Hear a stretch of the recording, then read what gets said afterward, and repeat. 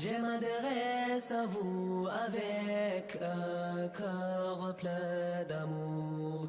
تذكرك أنني مجدرج كوكو مدلي رازاني أمرازتو الله والله والله والله الله والله والله والله ربنا آتنا في الدنيا حسنة وفي الآخرة حسنة وقنا عذاب النار الله والله والله والله الله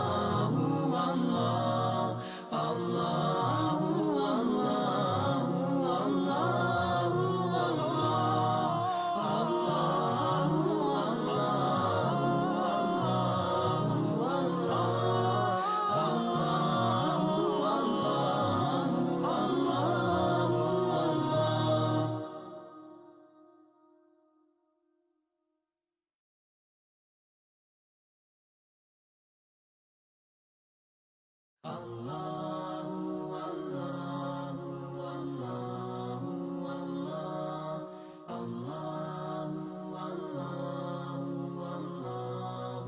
والله الله والله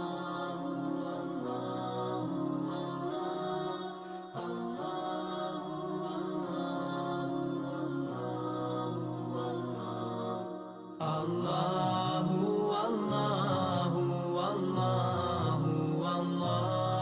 الله والله والله والله الله والله.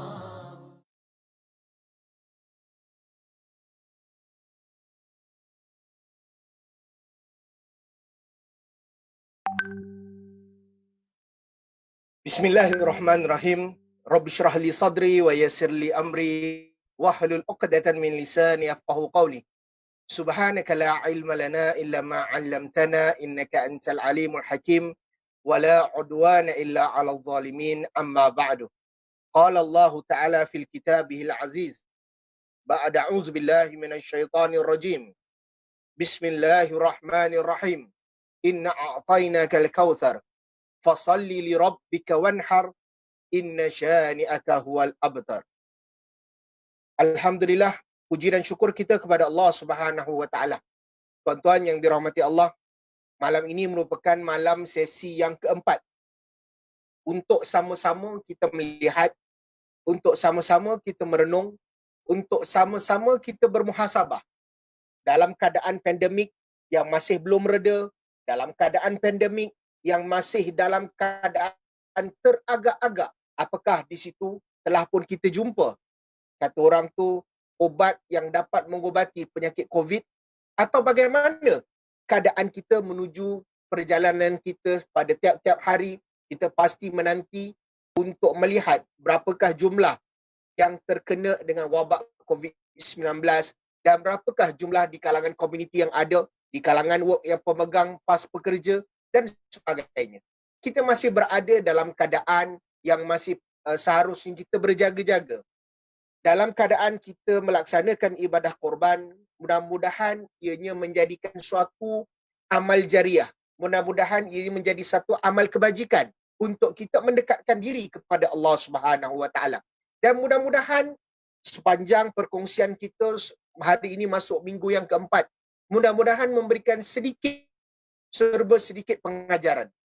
Kita bermula dengan membincangkan tentang pribadi Nabi Ibrahim AS secara khusus.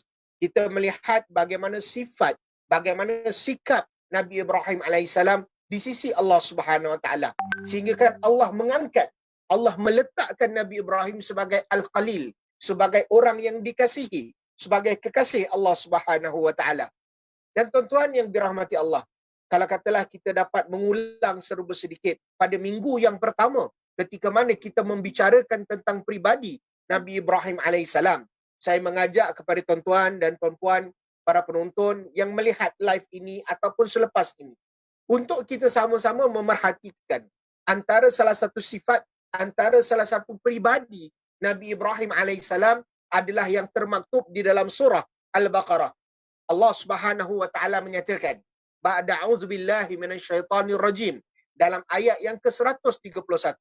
Allah menyatakan, "Idz qala lahu rabbuhu aslim, qala aslamtu lirabbil alamin."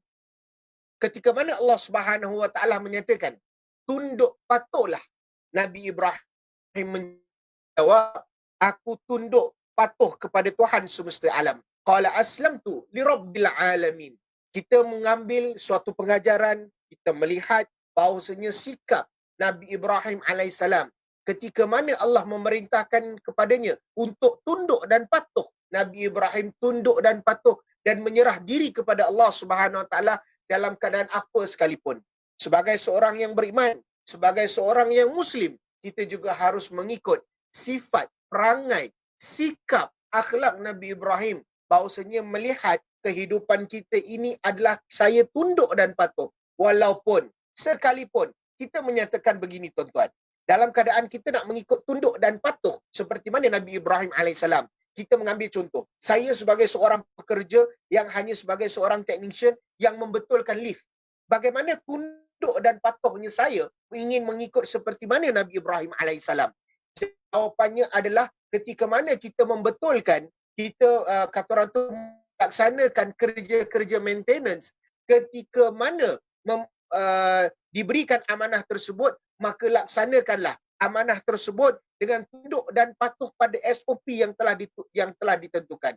Tunduk dan patuh bukan hanya urusan kita dengan Allah, tetapi urusan kita dengan manusia, urusan kita dengan alam, urusan kita dengan segala pekerjaan itu juga harus tunduk dan patuh. Yang penting jangan sekali-kali untuk tidak tunduk dan patuh kepada Allah sehingga kan kita melaksanakan penyelenggaraan maintenance tersebut, kita abaikan maintenance daripada sudut SOP-nya, kita biarkan sehingga kan menyebabkan kecelakaan. Itu bukanlah tunduk dan patuh seperti mana yang diharapkan oleh Nabi Ibrahim alaihissalam. Kerana pekerjaan itu jugalah mendatangkan hasil rezeki kepada kita untuk kita, kata orang tu, mencari redha Allah Subhanahu wa taala. Pada minggu yang kedua, kita membicarakan sekali lagi tentang bagaimana dakwah Nabi Ibrahim alaihissalam, terutama ketika mana Nabi Ibrahim memberikan tantangan, Nabi Ibrahim memberikan cabaran kepada golongan beliau, dan akhirnya ayah beliau menyatakan, ayah beliau dinyatakan di dalam sejarah bahawasanya ayah beliau Azar ataupun tarikh menghalau, kata orang tu menolak ataupun tidak mahu menerima Nabi Ibrahim alaihissalam selagi mana beliau menyatakan bahawa penyembahan berhala itu adalah suatu perkara yang sia-sia dan tidak mendatangkan manfaat. Ayah beliau menyatakan, kalau kamu masih nak nyatakan, kamu pergi daripada sini dan tak perlu kau datang kembali. Sehingga kan pada tahap yang sedemikian rupa, tetapi hormatnya seorang anak, walaupun berbeza keimanan, walaupun berada dalam keadaan hidayah Allah Subhanahu Wa Taala, Nabi Ibrahim tidak terus menerus menghina ataupun mengecam ayah beliau. Tetapi apa yang Nabi Ibrahim alaihissalam lakukan, Allah Subhanahu Wa Taala nyatakan dalam surah Maryam pada yang ke-47, qala salamun alayka sa'astaghfiru laka rabbi innahu kana hafiya. Allah menyatakan, berkata Ibrahim menjawab balik kepada ayah dia Azar dengan menyatakan bahawasanya semoga keselamatan dilimpahkan kepada kamu, aku akan memintakan ampun bagimu, sa'astaghfiruka laka rabbi. Dia akan minta ampun kepada Allah Subhanahu Wa Taala akan dosa-dosa yang telah ayah ni lakukan. Kemudian Allah Subhanahu Wa Taala nyatakan, innahu kana hafiya, sesungguhnya dia sangat baik kepadaku. Nak menyatakan bahawasanya Nabi Ibrahim alaihissalam walaupun dalam keadaan yang sedemikian rupa, tetapi dia masih berharap, dia masih nak berdoa kepada Allah Subhanahu Wa Taala, ya Allah, keampunkanlah dosa ayah aku ini, ya Allah, berikanlah hidayah. Qala salamun alaika, iaitu semoga keselamatan dilimpahkan kepadamu.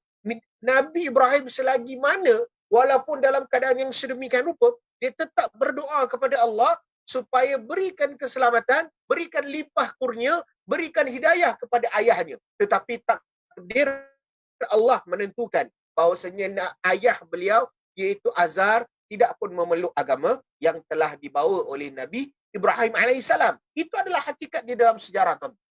Kalau katalah kita perhatikan pada minggu yang ketiga, kita membawa satu set sejarah kehidupan, sejarah perjalanan Nabi Ibrahim alaihissalam. Pada minggu yang ketiga, pada minggu yang lalu, kita membincangkan kepada dua peristiwa. Dua perihal besar, iaitu prinsip Nabi Ibrahim alaihissalam dan ketika mana beremosi, ketika mana adanya isteri yang kedua, nak jaga isteri yang pertama, nak jaga isteri yang kedua, memerlukan satu emosi yang begitu kukuh dan mengikutkan apa yang telah diperintahkan oleh Allah Subhanahu Wa Taala. Tetapi secara rumusan, tuan-tuan, ada dua perkara yang perlu kita lihat. Bahawasanya Nabi Ibrahim alaihissalam mempunyai satu sifat tawakal yang diajarkan kepada Ismail alaihissalam, yang diajarkan kepada Sayyidatina Hajar, yang diajarkan kepada isteri beliau yang pertama Sarah, iaitu tawakal kepada Allah Subhanahu Wa Taala. Kenapa saya katakan tawakal? Tuan-tuan ingat bagaimana ketika mana Hajar dengan Ismail dibawa untuk diletakkan di suatu lembah yang kering kontang, tak ada apa-apa, tuan-tuan. Membawa bekalan. Hajar bertanya kepada Nabi Ibrahim, adakah ini perintah daripada Allah untuk kamu tinggalkan aku di sini? Nabi Ibrahim menyatakan ya. Lalu Hajar menyatakan, sekiranya inilah perintah daripada Allah, pastinya Allah akan datangkan kurniaan yang begitu hebat. Allah akan bukakan segala-galanya untuk kemudahan baginya.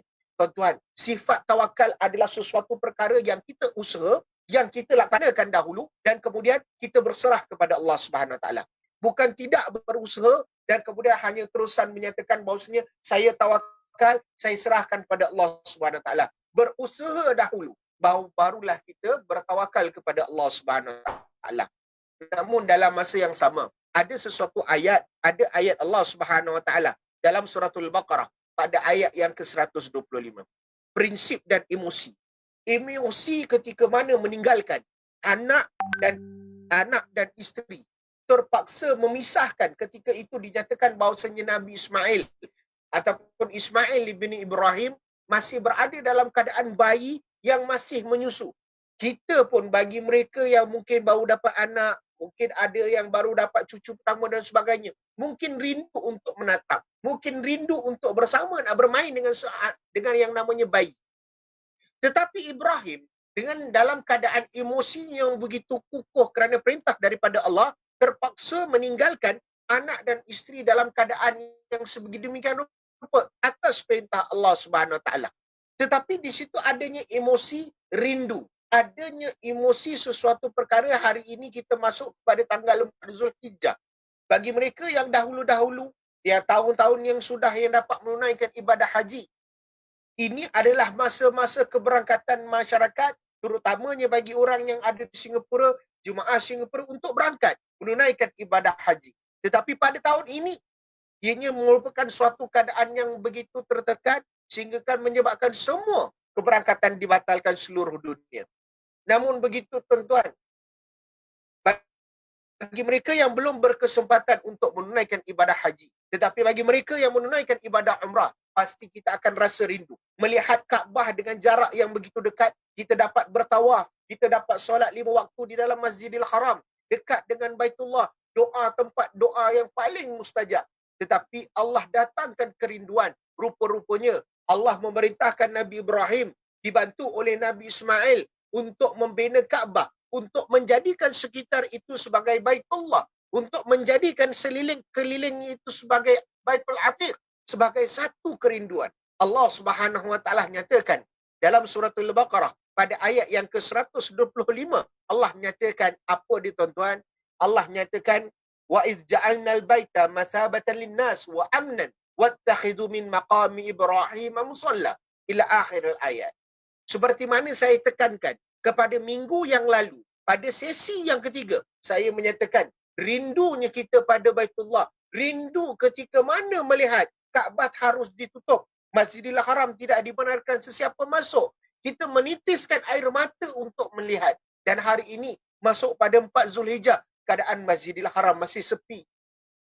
Tetapi Allah memberikan, Allah menyatakan dalam ayat ini, mathabatan linnas, kerinduan, tempat berkumpul, masabatan linnas adalah tempat berkumpulnya manusia yang berbagai kaum, berbagai bahasa dan sebagainya. Tetapi Ibnu Abbas menyatakan bahawasanya masabatan linnas, masabatan itu merupakan suatu manusia tidak akan merasa puas. Masabatan rupanya kalimat bahasa Arab itu masabatan itu memberikan suatu penekanan bahawasanya Ibnu Abbas menyatakan manusia yang dah datang dan kemudian dia diperlukan untuknya balik bekerja dan sebagainya, dia tidak akan merasa puas dan merasakan kerinduan nak datang lagi. Inilah yang dinyatakan oleh Allah Subhanahu Wa Taala. Prinsip Nabi Ibrahim yang perlu kita ambil seperti mana pada sesi yang lalu adalah dengan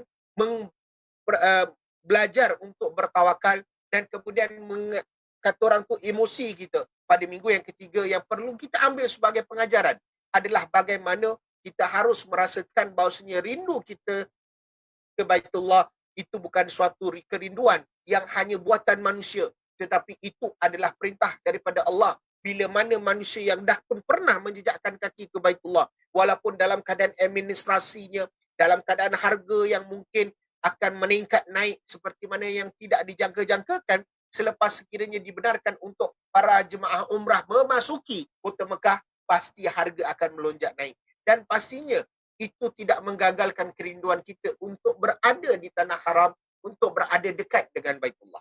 Dan insya-Allah pada hari ini tuan-tuan, kita nak melihat bagaimana peristiwa Nabi Ibrahim, sifat pribadinya, dakwahnya, perjuangannya, sifatnya dalam keadaan berprinsip dan juga beremosi, bagaimana kita nak bawa ke dalam konteks dunia moden hari ini.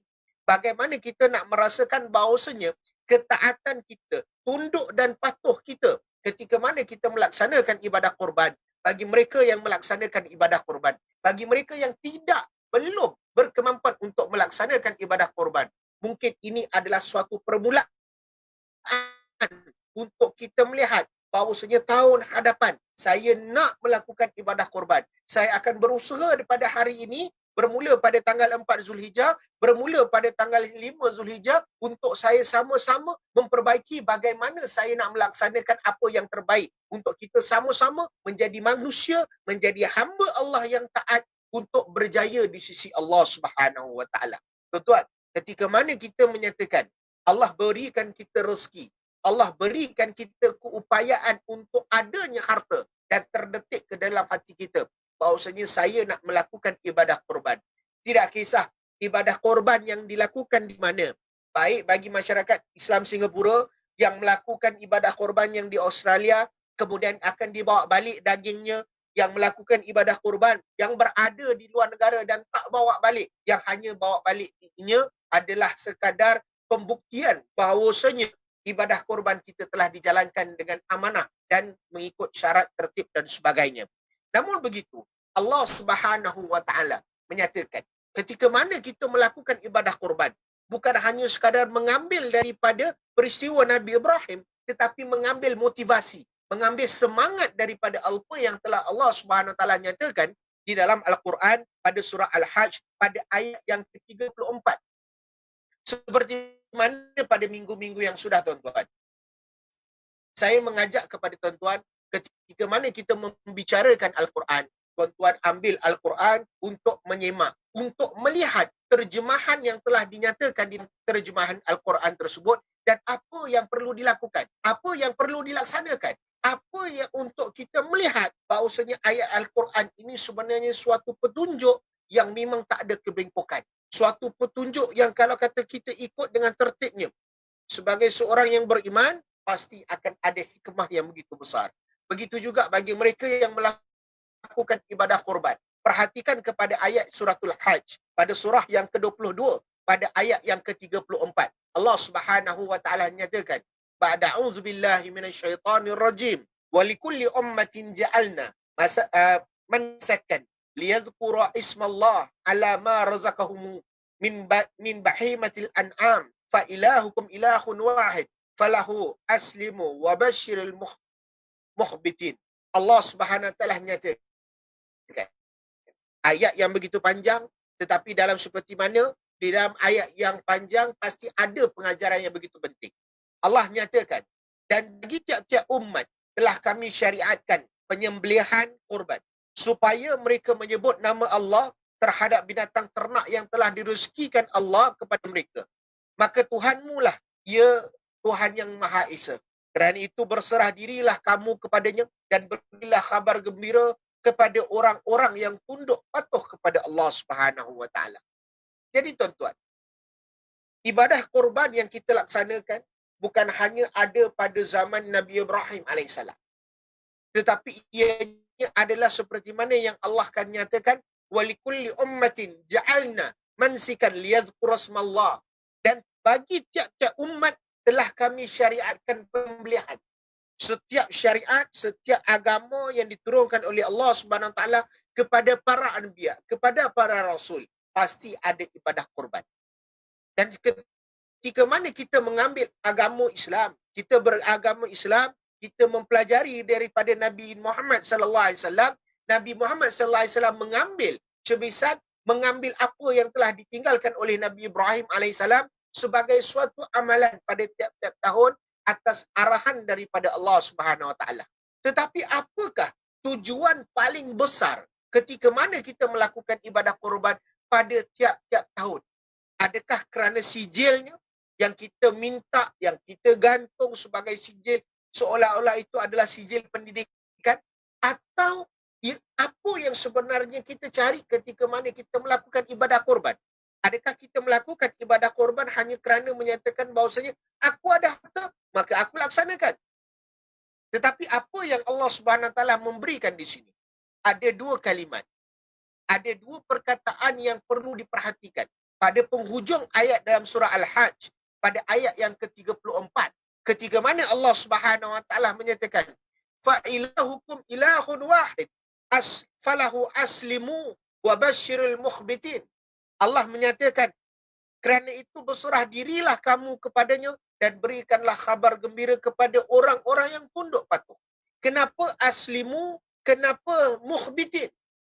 Dan dalam tafsir yang dinyatakan oleh Syekh Profesor Dr. Imad Zuhair Al-Hafiz, beliau menyatakan perkataan falah aslimu, kerana itu berserah dirilah kamu kepadanya. Ketika mana kita menyatakan untuk melakukan ibadah kurban, tak kira di mana, kita mengeluarkan sebahagian daripada harta kita dan kemudian kita meletakkan untuk dikorbankan, untuk dilaksanakan, maka kita sebenarnya setelah melakukan apa yang dinyatakan oleh Allah Subhanahu Wa Taala sebagai falahu aslimu, kita telah melakukan suatu perkara yang kita berserah diri, kita tunduk dan patuh di atas perintah yang Allah telah nyatakan di dalam Al-Quran. Itu yang pertama. Yang kedua, ketika mana Allah Subhanahu Wa Taala menyatakan wabasyiri mukhbitin, dan berikanlah khabar gembira kepada orang-orang yang tunduk patuh. Syekh Profesor Dr. Imad menyatakan bahawasanya yakni tunduk dan patuh itu adalah ikhlas kepada Allah Subhanahu Wa Taala dan pemberian yang banyak yang telah disiapkan Allah bagi mereka. Nak menyatakan bahawasanya ketika mana kita melakukan ibadah korban, di mana sahaja tempatnya, yang perlu kita jadikan pengajaran, yang perlu kita jadikan sikap kita adalah yang pertama, tunduk dan patuh. Lepas sahaja ibadah korban, selepas sahaja dilaksanakan dan sebagainya, maka sikap kita adalah untuk mengekalkan tunduk dan patuh kita, ketaatan kita kepada Allah Subhanahu Wa Taala dalam keadaan apa sekalipun. Kerana kita perlukan perkara tersebut sebagai suatu bentuk kehidupan kita yang baru. Ketika mana kita berpuasa di bulan Ramadan, kita menahan nafsu makan, kita menahan segala-galanya daripada berlaku pembaziran. Amalan-amalan yang ada, sikap-sikap untuk menjaga lisan kita, untuk menjaga hati kita, semuanya harus dibawa kepada bulan-bulan yang lain. Ketika mana masuk bulan Zulhijjah, kita melakukan ibadah korban, tambahkan ketaatan kita, pertingkat takwa kita, perkukuhkanlah menyerah diri kita kepada Allah Subhanahu Wa Taala dengan yang sebaik yang mungkin.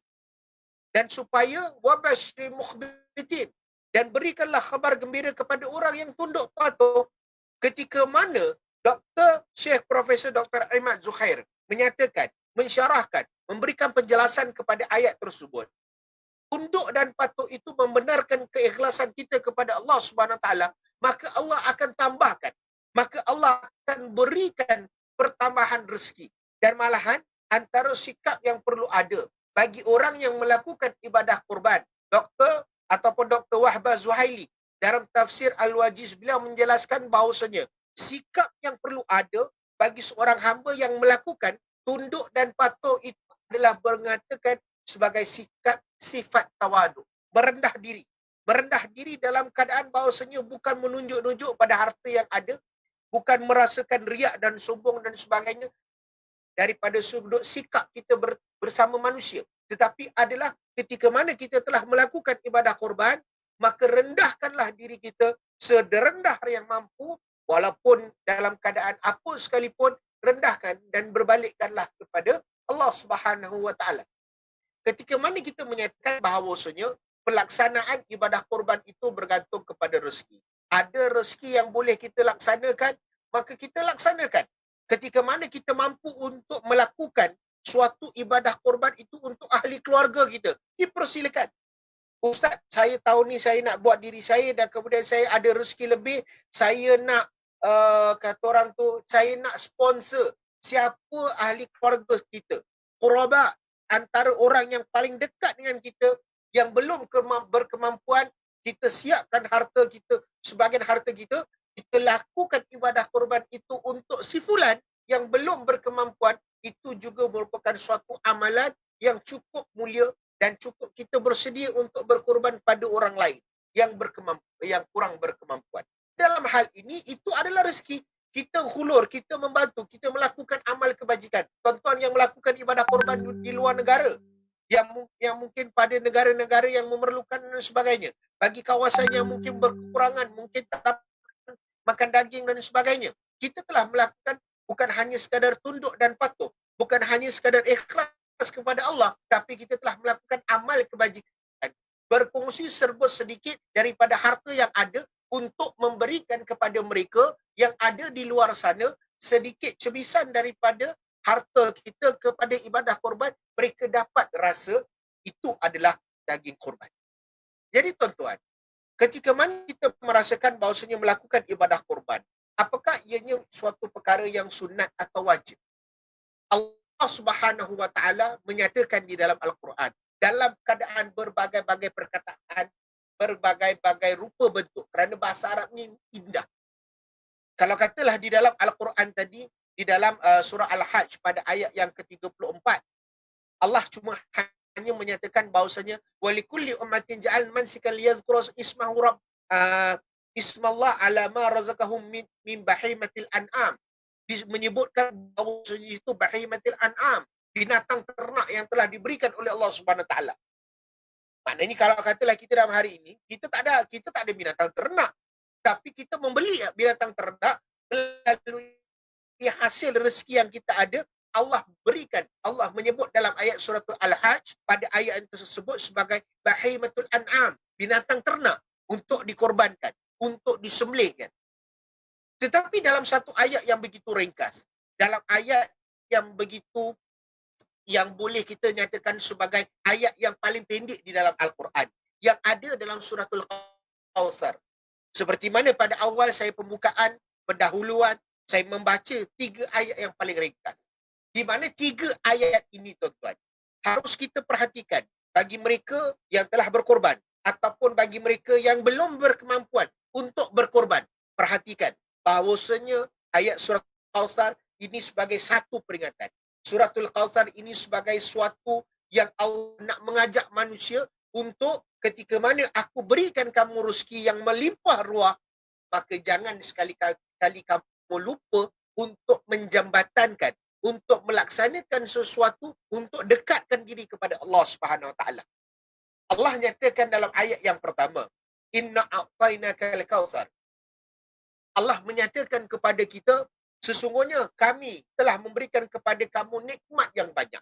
Allah telah memberikan nikmat yang begitu banyak kepada manusia. Baik nikmat kesihatan, menikmat kurniaan rezeki daripada Allah Subhanahu wa taala. Kesihatan yang Allah beri, tuan-tuan. Nikmat yang Allah beri bukan hanya sekadar nikmat iman dan Islam. Tetapi Allah Allah datangkan kesihatan kepada kita, kita bersyukur kepada Allah Subhanahu Wa Taala. Ketika mana kita bangkit daripada tidur, kita menyatakan alhamdulillah, kita bersyukur kepada Allah Subhanahu Wa Taala kerana Allah berikan kita masih nafas, Allah berikan kita nyawa, Allah berikan kita udara untuk kita bangkit. Kita siap solat subuh, kita keluar bekerja kerana kita berada dalam keadaan kesihatan. Allah berikan nikmat kesihatan kepada kita. Kita dapat melakukan kerja pada akhir bulan ataupun gaji per hari dan sebagainya. Allah melimpahkan kurniaan rezeki kepada kita melalui gaji atas titik peluh yang telah kita laksanakan. Tetapi Allah yang tentukan.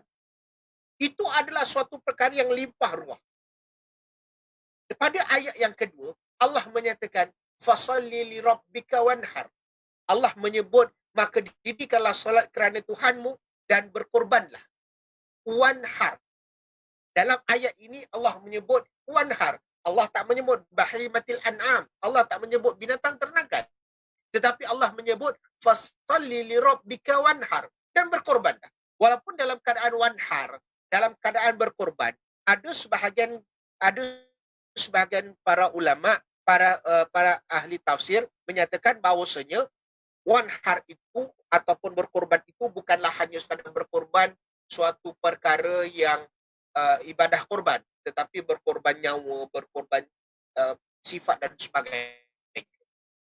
Jadi tuan-tuan, dalam ayat yang ketiga, Allah kemudian menyatakan, in syani'aka huwal abtar. Abtar adalah suatu perkataan yang diletakkan, diterjemahkan sebagai terputus. Sesungguhnya orang-orang yang membenci kamu dialah yang terputus. Dalam 3 ayat ini tuan-tuan, kalau katalah kita menyusun, kita nak berkorban. Tahun ini saya tak dapat berkorban kerana saya perlukan hasil yang ada ini untuk menampung keluarga saya disebabkan kerana COVID. Tidak menjadikan masalah tuan-tuan. Seandainya ada rezeki lebih, silakan. Tetapi pada tahun hadapan, saya nak simpan. Saya nak menyusun rezeki yang Allah berikan per bulan berapa untuk melaksanakan ibadah korban. Ketika mana kita melihat pada ayat yang pertama, ba'da'udzubillahi minasyaitanirrajim, bismillahirrahmanirrahim, inna a'tainakal kautsar.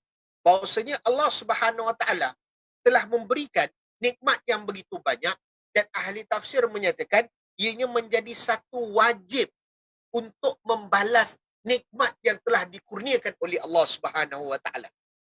Ulama tafsir menyatakan Allah dah bagi dah rezeki. Segala rupa bentuk rezeki yang Allah bagi berbagai-bagai, Allah dah bagi, Allah dah campak, Allah dah, kata orang tu, kita belum ada apa-apa sekalipun. Ketika mana kita berada dalam rahim ibu tuan-tuan, para ibu, kita berada dalam rahim ibu, Allah dah tentukan. Allah dah berikan nafas, Allah dah berikan denyutan. Kita tak minta tapi Allah bagi. Ini adalah nikmat yang Allah serahkan kepada kita, tetapi penyerahan Allah kepada kita bukan suatu perkara yang biasa-biasa, tetapi tolong ingat jasa Allah Subhanahu Wa Taala. Allah tak perlukan kita, tapi kita perlukan Allah ketika mana kita lupa untuk membalas jasa. Ketika mana kita lupa untuk menyerahkan kembali. Allah berikan udara yang kita tak dapat nak sentuh. Yang tak dapat kita nak bayangkan bagaimana kalau sekiranya Allah perintahkan malaikat untuk tutupkan switch udara dan kemudian tak adanya oksigen, bagaimana keadaan kita? Mungkin bagi orang yang menyatakan bahawasanya bagi mereka yang mungkin ada penyakit asma dan sebagainya, mungkin kita tahu bagaimana sesak nafas dan sebagainya.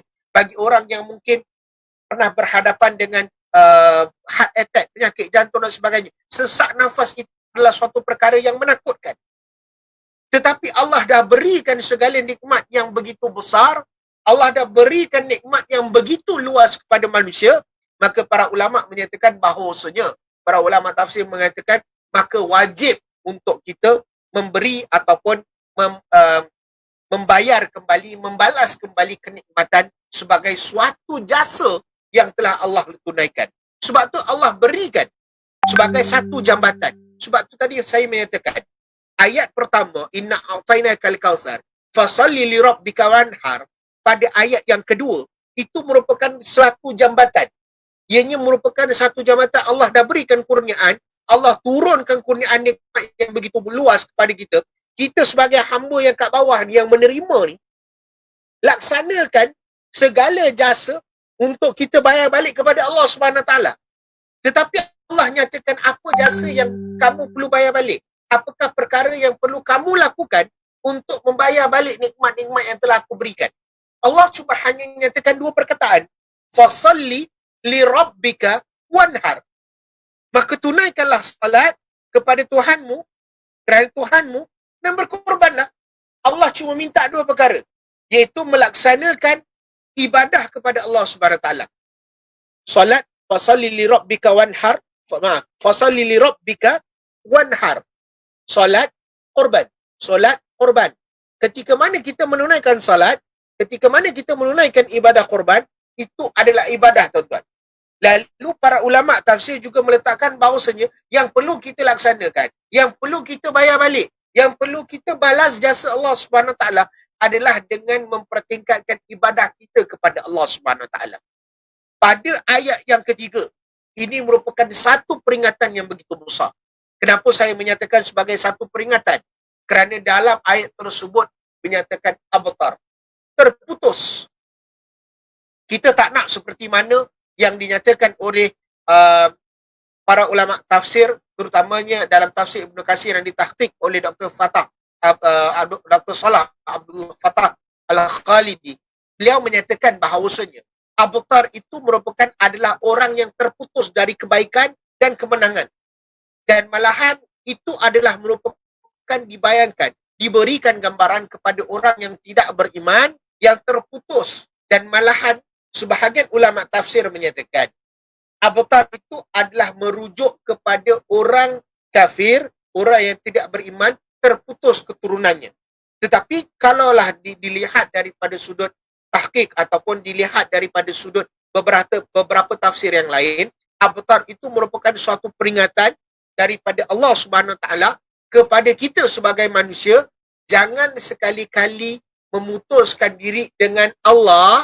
Sebab kalau kita putuskan diri kita dengan Allah atas nikmat yang Allah telah berikan, maka Allah akan berlepas diri, maka Allah akan meninggalkan kita terkapai-kapai seorang diri untuk mencari Allah Subhanahu wa taala. Allah berikan sedikit rezeki, kita bersyukur kepada Allah Subhanahu wa taala. Ketika mana kita makan, kita merasakan dalam keadaan sekarang ini masih belum sesak, masih belum terdesak, ketika dapat makan, syukur kepada Allah Subhanahu wa taala kerana Allah masih mampu berikan kita kesihatan, memberikan kita untuk melakukan pekerjaan yang mendatang, yang memberikan sedikit penghasilan untuk kita makan. Ada orang dalam keadaan yang berlaku tersempit yang sebegini rupa, berlaku kemudian sakit dan sebagainya, dan kemudian tidak dapat memberikan hasil kepada ahli keluarga sehingga akan menyebabkan terputus bekalan makanan. Kita bersyukur Allah datangkan kesihatan. Sebab itu perkataan inna syani'aka huwal abtar, terputus daripada segala nikmat, terputus daripada segala perkara yang Allah telah berikan, itu merupakan suatu perkara yang dibenci. Jadi tuan-tuan, ayat ini kalau katalah kita susun dalam kehidupan seharian kita, kita merasakan bahawasanya Allah turunkan nikmat, Allah berikan nikmat. Ini mudah gini tuan-tuan, untuk kita melihat bahawasanya kehidupan kita dengan Allah, urusan kita dengan Allah ini adalah ibarat huruf T yang terbalik. Tuan-tuan tulis T begini, lurus begini dan kemudian lurus ke bawah. Maknanya daripada kiri ke kanan dan kemudian ambil yang bahagian di tengah diturunkan. Cuba kita mengambil suatu keadaan untuk kita ubahkan menjadi terbalik. Maknanya atas ke bawah, Allah turunkan nikmat, Allah berikan rezeki, Allah berikan segala-galanya kepada manusia. Manusia yang ada yang dekat bawah ni tuan-tuan, daripada kiri ke kanan, kita berada di pertengahannya. Begini, turun dan kemudian kita bertemu. Daripada kiri ke kanan ataupun kanan ke kiri, ini adalah perkara yang perlu kita lihat bahawasanya amal kebajikan kita perlu kita lakukan sebagai untuk memberi ataupun membalas jasa yang telah Allah kurniakan kepada kita. Dan kemudian daripada pertengahan yang bawah tadi, naikkan kembali kerana Allah perintahkan kepada kita, fasalli li rabbika wanhar. Maka solatlah kerana Tuhanmu, kerana Allah Subhanahu wa taala. Jadi huruf T bukan hanya sebagai T yang biasa-biasa, Tetapi Allah turunkan kepada manusia nikmat. Allah perintahkan ketika mana adanya harta, maka lakukanlah amal kebajikan di kanan dan kiri di sekeliling yang ada. Tetapi jangan lupa, sebagai seorang yang beriman, nakkan harta lagi, nakkan rezeki lagi, supaya kita dapat bantu orang-orang yang berada di sekeliling kita, maka perkukuhkanlah, naikkan, pertingkatkan keimanan kita, takwa kita, keyakinan kita kepada Allah Subhanahu Wa Taala melalui ibadah kepada Allah Subhanahu Wa Taala. Jadi tuan-tuan, ayat Allah Subhanahu Wa Taala, walaupun di dalam ayat surah Kautsar itu ringkas, tetapi Allah Subhanahu Wa Taala juga menyebut, Allah Subhanahu Wa Taala juga menyatakan di dalam ayat yang lain, di dalam surah yang lain, dalam suratul Al-An'am pada surah yang ke-6, pada ayat yang ke-162 sehingga ayat yang ke-163. Tuan-tuan, daripada awal ayat Al-Quran, ayat Al-Quran, ayat Al-Quran. Kenapa Al-Quran dijadikan sebagai suatu, bukan hanya jangan dijadikan ayat Al-Quran, jangan dijadikan Al-Quran itu hanya sekadar suatu bacaan yang hanya sekadar kita hanya melihat kepada makharijul huruf, bagaimana nak menyebut perkataan daripada sudut tajwidnya, daripada sudut taranumnya. Tetapi bagaimana Al-Quran itu menjadikan kita motivasi untuk kita jadi manusia yang lebih baik daripada sebelum, yang menjadikan kita manusia yang bersiap sedia melihat, membaca Al-Quran, melihat kepada terjemahan dan melakukan apa yang telah Allah Subhanahu Wa Taala perintahkan dalam keadaan kemampuan kita, kesediaan kita. Ini merupakan suatu perkara penting, tuan-tuan. Kerana dalam Al-Quran, Allah sebut di dalam surah Sad, Allah menyatakan ba'da a'udzubillahi minasyaitonirrajim. Kitabun anzalnahu ilaika mubarak yadabbaru ayatihi wa liyatazakkara ulul albab. Suatu kitab yang Allah turunkan kepada manusia, yang Allah turunkan kepada Nabi Muhammad SAW dan disampaikan kepada kita, di situ adanya keberkatan, mubarak. Tetapi nak dapat mubarak, nak dapat keberkatan kita dengan Al-Quran, Allah memberikan dua pendekatan. Pertama, Allah menyatakan liyadabbaru ayatihi, memerhatikan ayat-ayat Allah Subhanahu Wa Taala, memerhatikan apa yang diperlukan dalam ayat tersebut, waliyatazakkara, dan mengambil pengajaran ulul albab, supaya kita jadi manusia yang berfikir. Tuan-tuan, perhatikan, bila mana membaca Al-Quran, lihat kepada terjemahan dan cuba mengambil apakah mesej yang Allah nak sampaikan kepada saya. Ketika mana kita melihat di dalam surah Al-An'am pada ayat yang ke-162 hingga ayat yang ke-163, memperkukuhkan kenapa lagi kita perlu fasalli li rabbika wanhar. Kenapa perlu kita untuk melaksanakan ibadah? Kenapa kita perlu untuk melakukan ibadah? Kerana Allah menjawab dalam ayat yang ke-162, Allah menyatakan, "Qul inna salati wa nusuki wa mahyaya wa mamati lillahi rabbil alamin." Tuan-tuan, ayat yang kita baca dalam doa kita, dalam solat kita, sebenarnya ada di dalam Al-Quran. Kalau katalah selama ini kita membaca tanpa mengenal, tanpa melihat kepada terjemahan, adalah menjadi satu kerugian yang begitu besar. Ketika mana kita melaksanakan ibadah kurban, kita kemudian hanya sekadar melakukan ibadah kurban kerana kita ada harta, tetapi kita tidak tunduk dan patuh, kita tidak bertawakal kepada Allah Subhanahu Wa Taala, kita tidak melaksanakan amal kebajikan yang lain, itu adalah suatu kerugian. Sebab tu Allah menyatakan, "Qul inna salati wa nusuki wa mahyaya wa mamati lillahi rabbil alamin." Katakanlah sesungguhnya salatku, ibadahku, hidup dan matiku hanyalah untuk Allah Tuhan semesta alam. Sebab itu pada awal tadi saya menyatakan, kerja apa sekalipun tugas kita, tuan-tuan, pasti adanya terkait dengan urusan Allah Subhanahu Wa Taala. Qul inna salati wa nusuki wa mahyaya. Kehidupan kita juga ada terkait dengan Allah Subhanahu Wa Taala. Kita kerja sebagai seorang maintenance lift. Kita bekerja sebagai seorang pemandu teksi. Ketika mana kita tahu bahawasanya kehidupan saya ini untuk Allah, maka saya bawa teksi, saya bawa penumpang, saya bawa Grab, Gojek dan sebagainya. Saya bawa penumpang, maka saya harus berhati-hati supaya tidak berlakunya kecelakaan. Ketika mana kita tahu bahawasanya wa mahyaya, kehidupan kita ini ada urusan dengan Allah. Wa mahyaya lillahi rabbil alamin. Dan kehidupan kita ini hanyalah untuk Allah.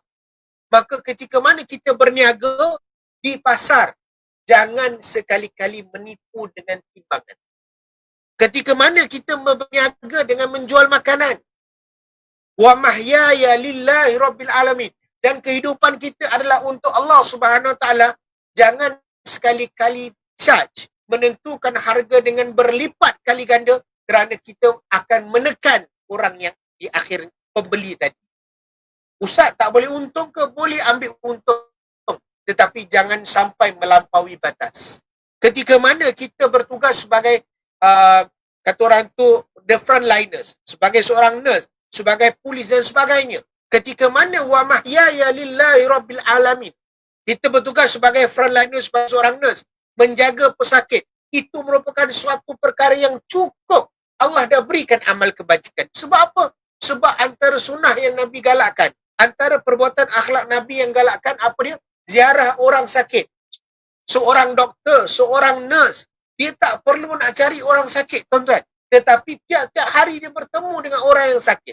Tugas dia sebagai itu adalah menjaga pesakit tersebut.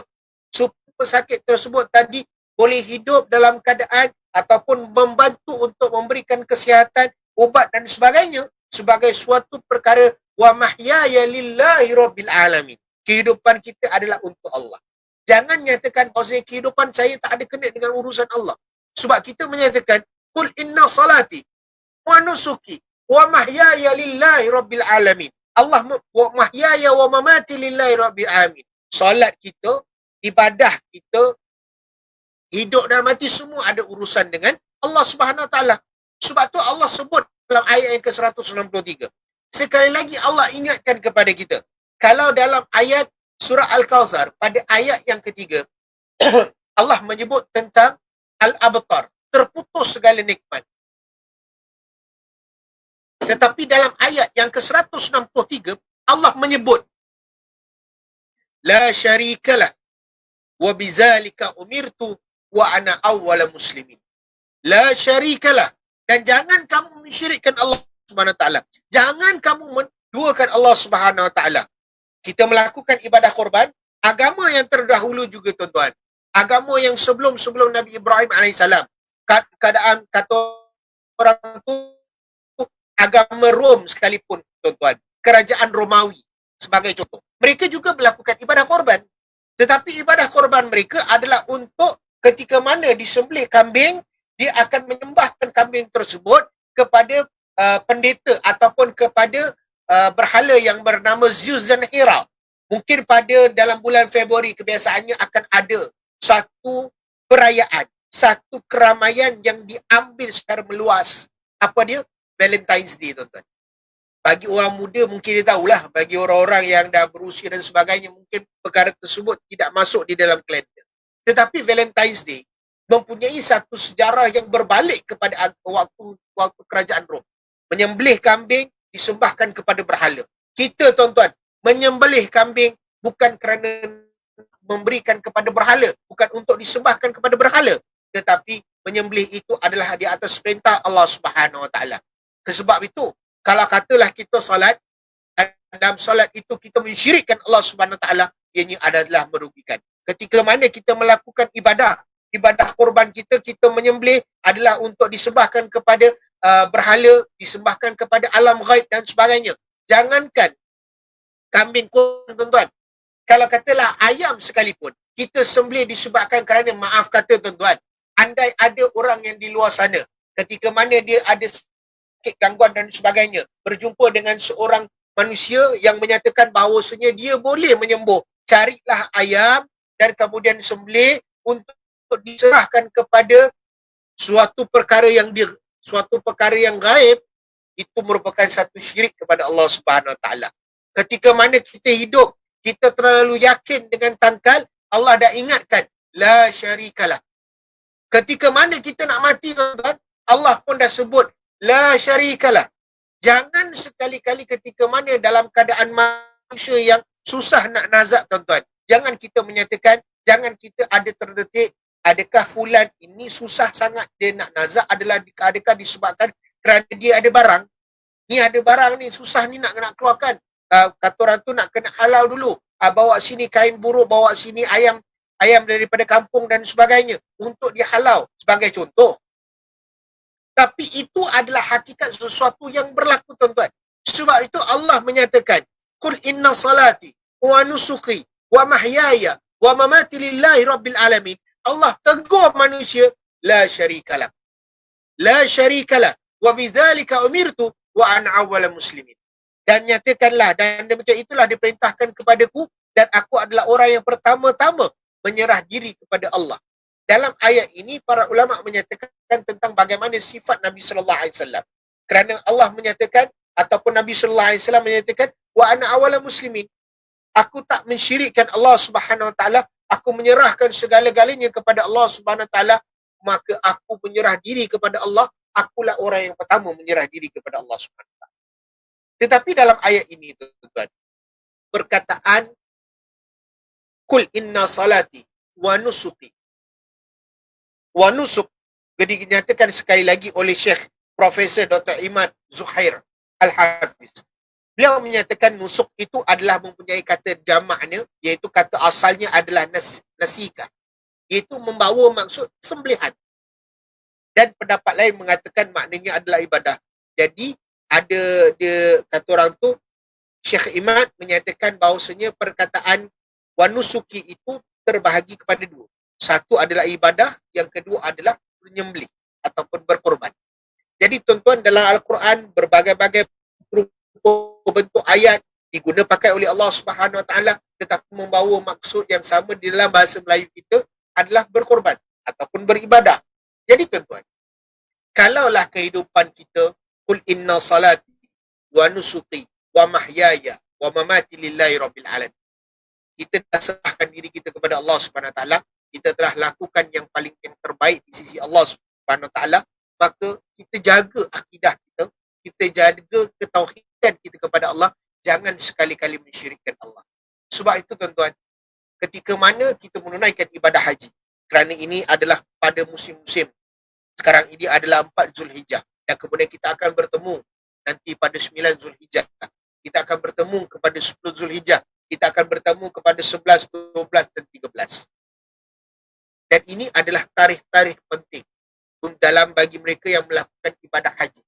Bagi mereka yang melakukan ibadah umrah, yang pernah menunaikan ibadah umrah, yang merancang untuk menunaikan ibadah umrah, ada satu kalimah, ada satu lafaz yang disebut sebagai lafaz talbiyah, sebagai satu perjanjian kita dengan Allah, sebagai suatu perkara yang Allah undang kita, Allah jemput kita.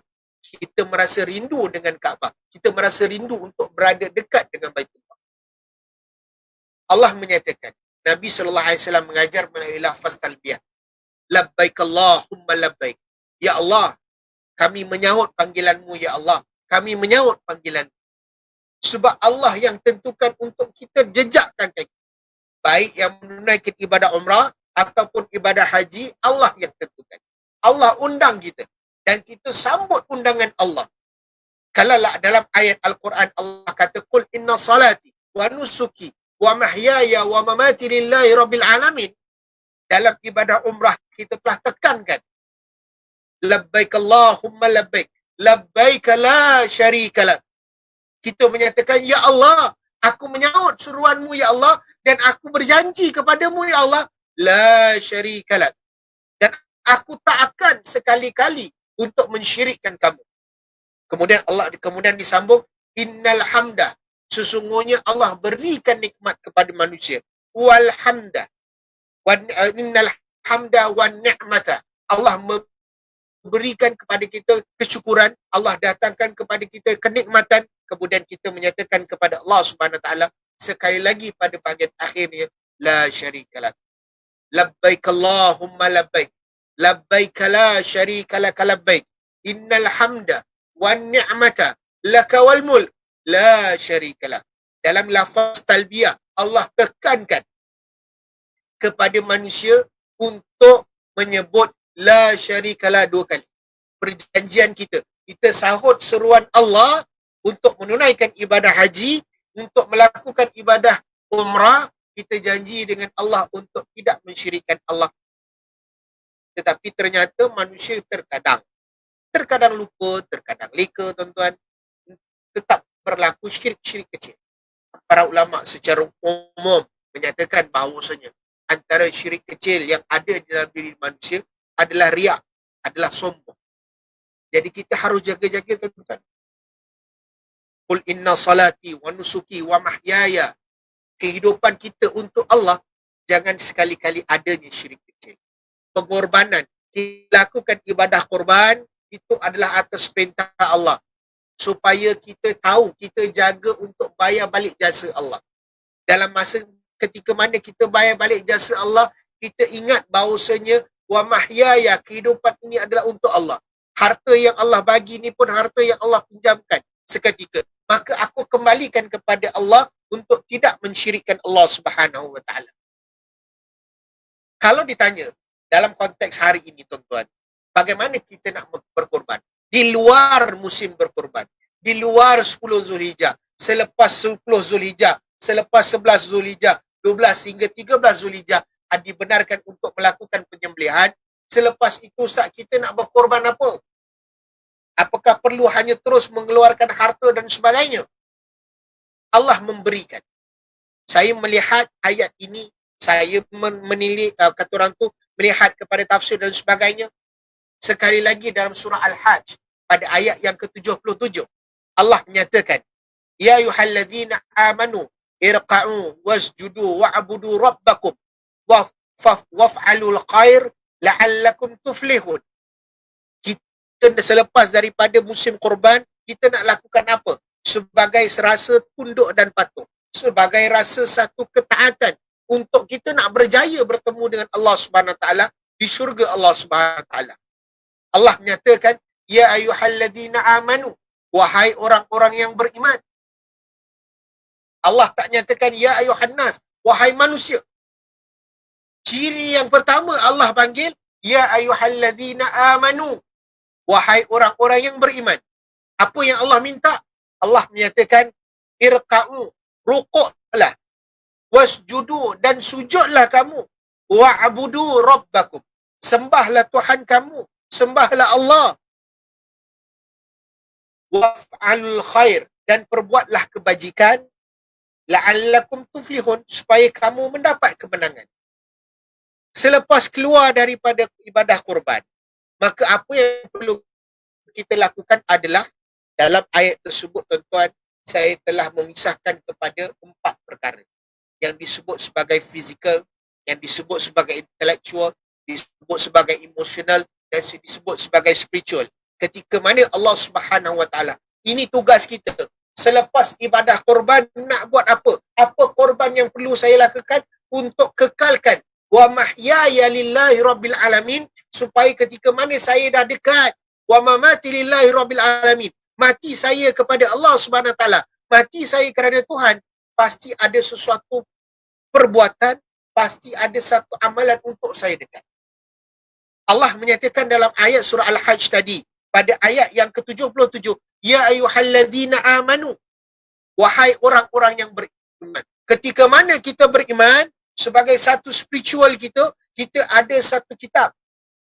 Amanah dan perintah Allah untuk kepada kita sebagai orang hamba adalah melihat Al-Quran, melihat kisah-kisah para anbiya, para rasul yang ada dalam Al-Quran untuk kita jadikan pedoman.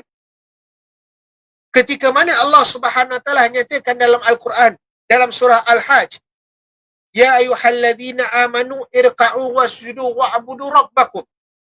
Allah minta kita untuk jadi abadu. Dia adalah satu perkataan yang datang daripada abadah. Abadun, seorang hamba.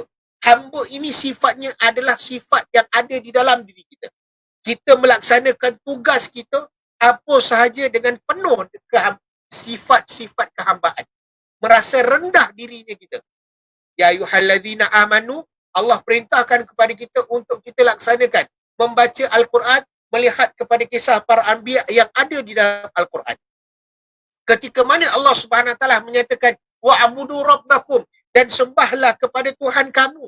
Sifatnya adalah, cirinya adalah si ciri kehambaan. Jadikan, laksanakan segala amanah, laksanakan segala kerja dalam keadaan bentuk sifat kehambaan, merasa rendah diri. Kemudian Allah menyatakan waf'alul khair, dan melakukanlah amal kebajikan. Sifat itu memberikan, nah saya nak buat kebajikan Ustaz. Adakah kebajikan itu hanya sekadar menderma? Tak. Adakah kebajikan itu apa? Kebajikan itu harus dilihat bahawasanya nak melakukan satu amal kebajikan, nak melakukan satu perbuatan, nak melakukan satu ibadah, perlukan kepada ilmu. Jangan sekali-kali sebagai ya ayyuhallazina aman, orang-orang yang beriman itu tidak berilmu. Sekalipun pada suatu amalan yang begitu tipis, yang begitu rendah, perlukan kepada amalan. Perlukan kepada ilmu. Ilmu qablal amal. Ilmu itu lebih utama daripada amalan. Sebab tu perlu belajar. Jangan sekali-kali dalam kehidupan manusia untuk tidak belajar. Tak kira dalam keadaan apa keadaan. Allah ketika mana turunkan wahyu kepada Nabi Muhammad sallallahu alaihi wasallam, wahyu yang pertama Allah menyatakan Iqra, tapi Allah tak menyatakan Iqra bagi agama atau Iqra bagi dunia. Tak. Kita hantar anak kita, ingatkan anak kita. Belajar itu adalah kerana Allah. Allah sebut apa dalam ayat yang pertama? Iqra bismi rabbikal ladzi khalaq. Bacalah dengan nama Tuhan kamu. Kenapa nak kena baca dengan nama Tuhan? Kerana Allah sebut dalam ayat yang ke-6, kalla innal insana la yatgha. Sesungguhnya manusia melampaui batas. Kalaulah manusia itu belajar bukan kerana Allah, manusia itu akan melampaui batas. Itu susunan daripada Allah. Sebab itu penting untuk kita melihat ayat Allah Subhanahu Wa Taala di atas bimbingan, melihat kepada tafsir dan sebagainya. Ustaz, saya ni orang biasa, rujuklah kepada mereka yang berilmu untuk dapatkan apakah ibrah, apakah pengajaran yang Allah nak berikan. Kita nak melakukan ibadah korban, kita dah pun ketepikan harta, kita dah serahkan kepada mereka yang untuk melaksanakan ibadah korban. Maka tugas kita selepas melaksanakan ibadah korban adalah meneruskan pengorbanan yang ada, berteraskan kepada surah Al-Hajj pada ayat yang ke-77. Kemudian Allah menyatakan irqa'u wasjudu. Irqa'u, rukuk dan sujud itu merupakan satu perbuatan fizikal, tuan-tuan, iaitu menzahirkan amalan. Solat itu menzahirkan sifatnya. Kalau rendah diri, tawaduk dan sebagainya, itu adalah pada permasalahan hati kita, emosi kita.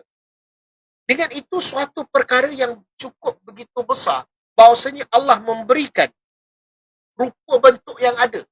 Kalau katalah Ustaz, mungkin ramai yang dah tahu apakah amalan-amalan di bulan Zulhijjah. Jangan sekali-kali untuk tidak berpuasa sunat Arafah. Bagi mereka yang dapat menunaikan ibadah haji sebagai contoh, ada yang dah sampai daripada Qasim dan sebagainya. Bagi mereka yang mengikuti perkembangan, kita mendoakan mudah-mudahan mereka dipermudahkan urusan ibadah haji mereka, walaupun kita tak dapat berangkat. Mungkin ada yang menonton, mungkin tuan-tuan dan puan-puan sepatutnya tahun ini berangkat, tetapi disebabkan kerana COVID terpaksa menangguhkan perjalanan. Tetapi itu bukan suatu perkara yang memutuskan. Bagi mereka yang melakukan ibadah haji sebagai contoh, Allah berikan, Nabi sallallahu alaihi wasallam menyatakan dalam hadis, al-hajjul mabrur laisa lahul jazaa'u ilal jannah. Haji yang mabrur, yang Allah terima, ganjarannya itu adalah syurga. Itu adalah bagi mereka yang menunaikan ibadah haji. Tetapi harus kekalkan momentum selepas balik kepada ibadah haji tadi. Ketika mana kita tak dapat nak menunaikan ibadah haji. Sekarang ini bagi mereka yang dah melakukan ibadah korban, alhamdulillah.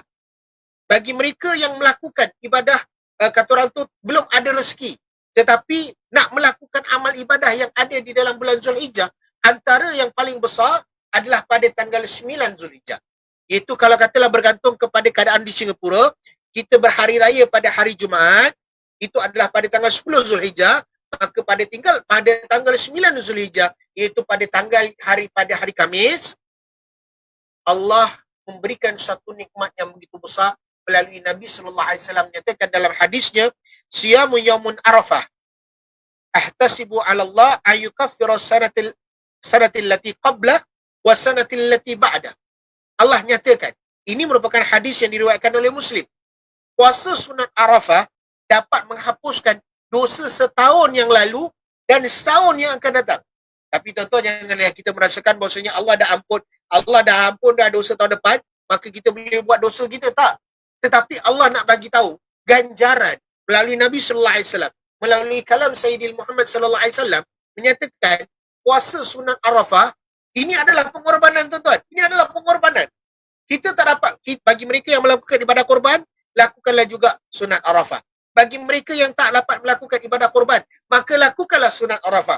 Kerana ini janji Allah. Ini janji melalui kalam suci Nabi Muhammad SAW. Diampunkan dosa setahun yang lalu dan setahun mendatang. Tahun yang mendatang adalah suatu perkara yang kita nak kena jaga. Bukan hanya sekadar, tahun depan Allah dah ampunkan dah. Jadi nak buat dosa pun tak apa, Allah dah ampunkan. Tak, tuan-tuan. Tahun lalu Allah dah ampunkan. Tahun depan yang mendatang itu Allah memberikan suatu gambaran, kau tolong jaga amalan kau, tolong jaga sikap kau sebab aku dah ampunkan. Tapi kalau kamu durhaka, kalau kamu lakukan, itu adalah hak kepada kamu. Maka kamu telah mensia-siakan amalan tersebut. Jadi tuan-tuan, pengorbanan kita selepas ibadah korban adalah jadi dalam surah Al-Hajj pada ayat yang ke-77. Kekalkan perbuatan tersebut sampai kita bertemu kepada bulan Zulhijjah akan datang. Bagi mereka yang nak melakukan ibadah korban, bagi mereka yang merasakan bahawasanya saya masih ada rezeki, Ustaz, saya masih ada rezeki, saya nak menunaikan ibadah korban, Masjid Al-Istiqamah masih membuka ruang bagi mereka yang mungkin melihat rezeki yang ada dan sebagainya, masih membuka peluang untuk mereka yang melakukan ibadah korban. Tuan-tuan, seperti mana yang telah pada awal kita nyatakan, bahawasanya tujuan kita melakukan ibadah korban adalah takkin dan tak bukan adalah mencari redha Allah Subhanahu Wa Taala. Adalah merasakan bahawasanya aslimu dengan mukhbitin, iaitu segala tunduk dan patuh, dan mukhbitin adalah suatu perkara yang khabar gembira Allah nak berikan. Banyak kita lakukan amal kebajikan, Allah akan bayar balik.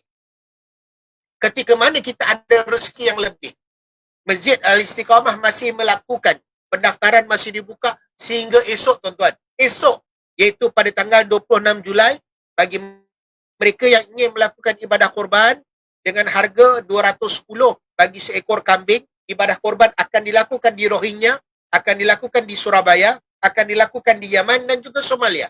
Bagi mereka yang mungkin mempunyai rezeki yang lebih, mungkin dalam ahli keluarga, ayah, ibu, jom kita ramai-ramai, kita semua ada rezeki yang Allah berikan, apa kata kita melakukan ibadah korban kambing lembu. Bagi lembu, untuk pelaksanaan di negara India adalah $500 saja. Jadi $500, tuan-tuan, kalau bahagi 7, tuan-tuan kira sini murah tu, $500, tuan-tuan, untuk seekor kambing di India. Manakala bagi ada yang rezeki lebih, maka harapnya dapat lakukanlah di Kenya dengan harga 1,100. Jadi tuan-tuan boleh melungsuri Facebook page di Masjid Al-Istiqamah untuk mendapatkan maklumat lanjut, ataupun boleh saja menghubungi seperti mana yang ternyata termaktub di dalam poster mereka, boleh menghubungi saudari Nurul Jannah di talian 85612586. Saya ulang sekali lagi, 85612586. Ustaz, masjid tutup, macam mana saya nak buat pembayaran? Tak perlu susah, tuan-tuan. Masjid juga telah pun menerima pembayaran melalui bank transfer ataupun PayNow ataupun cek yang dihantarkan ke Lembaga Pentadbir Masjid Al-Istiqamah. Jadi tuan-tuan, saya mengharapkan apa yang baik datang daripada Allah Subhanahu Wa Taala. Semoga sepanjang pertemuan kita, perkongsian saya sepanjang 4 minggu ini, mudah-mudahan membawa manfaat, membawa kita dekat dengan Allah Subhanahu Wa Taala dan dijauhkan untuk kita tidak mencari Allah Subhanahu Wa Taala. Tuan-tuan, saya sekali lagi menyuruh kepada tuan-tuan, sama-samalah kita berdoa kepada Allah Subhanahu Wa Taala agar pandemik yang berlaku ini dihapus, dilenyapkan di atas daripada bumi Allah Subhanahu Wa Taala ini dengan segera. Segala apa yang perlu kita lakukan sebagai seorang hamba Allah adalah terus memperbanyakkan ibadah. Sekarang ini pada bulan Zulhijjah, pada sunat Arafah, pada Yaumul Arafah, pada 9 Zulhijjah, ketika mana kita melakukan puasa sunat Arafah, berdoalah kepada Allah Subhanahu Wa Taala agar disegerakan supaya keadaan berbalik seperti sedia kala dan kita bersiap sedia untuk bekerja. Dan ketika mana kita berdoa kepada Allah Subhanahu Wa Taala untuk dilenyapkan, Allah lenyapkan Jangan sampai kita alpa dan lupa untuk menambahkan kebaikan kita kepada Allah Subhanahu Wa Taala, menjadi seorang hamba yang senantiasa bersujud, seorang hamba yang senantiasa tunduk dan patuh kepada Allah, seorang hamba yang senantiasa menjadikan Al-Quran pegangan hidupnya, pedoman hidupnya, membaca Al-Quran dengan melihat pada terjemahannya, dengan melihat kepada tafsirnya, dan kemudian menjadi seorang hamba Allah yang dalam keadaan kita nak berkorban, seperti mana Nabi Ibrahim alaihissalam. Nabi Ibrahim berkongsi tentang ilmunya mentaati Allah, ilmunya menyembah Allah Subhanahu Wa Taala. Apatah lagi kita sebagai seorang manusia yang nak dekat dengan Nabi Ibrahim alaihissalam, maka perbanyakkanlah menuntut ilmu dengan yang sebaik yang mungkin. Dengan itu, apa yang baik, sekali lagi saya nyatakan, datang daripada Allah Subhanahu Wa Taala. Semoga sepanjang perkongsian saya selama 4 minggu ini benar-benar mampu serba sedikit, tak banyak, sikit pun lah, sekiranya dapat memberikan manfaat. Alhamdulillah. Dengan itu saya sudahi dengan wabillahi taufiq wal hidayah. Wassalamualaikum warahmatullahi wabarakatuh.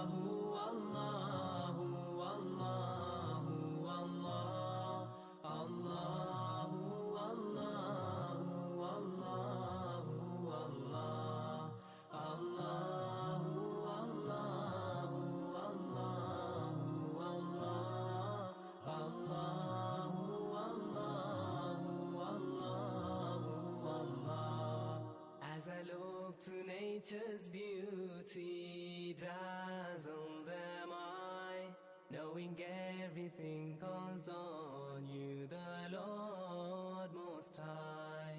الله الذي يهدينا جميعا، الله الذي نعتز به جميعا. الله والله والله والله الله والله والله والله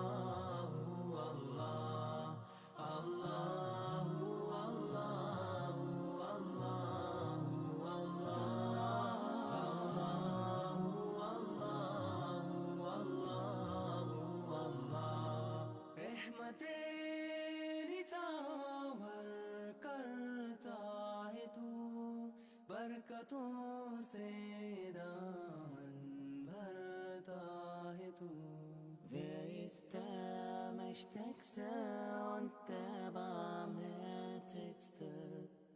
Wer hört unsere Gebete und schickt uns die Hilfe? Allahu, Allahu, Allahu, Allah, Allahu, Allahu, Allahu, Allah, Allahu,